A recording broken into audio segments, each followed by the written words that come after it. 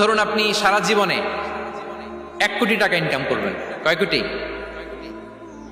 1 কোটি টাকা ইনকাম করবেন, এটা নির্ধারিত, আল্লাহ তাআলা ফিক্স করে ফেলেছেন, এটা আল্লাহর সিদ্ধান্ত। কিন্তু এই 1 কোটি হালাল পন্থায় আপনি উপার্জন করবেন না হারাম পন্থায়, এটা আপনার সিদ্ধান্ত। So now the decision is yours. যদি আপনি পরিশ্রমী হন, যদি আপনি সৎ পথ অবলম্বন করেন, তাহলে ওই 1 কোটি আসবে আপনার কাছে, কিন্তু হালাল পন্থায়। আর যদি আপনি হালাল হারাম মিক্স করেন, টেবিলের উপর দিয়েও নেন, নিচ দিয়েও নেন, আসবে কিন্তু 1 কোটি। আসবে কয় কোটি? কথা বোঝে নাই বোধহয়। টেবিলের নিচ দিয়েও যদি নেন, সারা জীবনে আপনি পাবেন কত? 1 কোটি। So now the decision is years. সিদ্ধান্ত আপনার। হালাল পন্থায় উপার্জন করবেন না হারাম পন্থায়? বলেন হালাল না হারাম? হারামের সাথে আমাদের কোনো সম্পর্ক?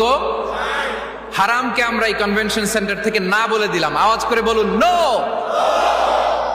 হারামের সাথে আমাদের কোনো সম্পর্ক? আল্লাহ তাআলার দেয়া বরাদ্দ রিস্ক, আমরা হালাল পন্থায় উপার্জন করবো ইনশাআল্লাহ। বলেন। তাহলে মায়ের পেট থেকে নির্ধারিত হয়ে গেল, আমারটা আমি পেলাম, হালাল ভাবে আমি নিব।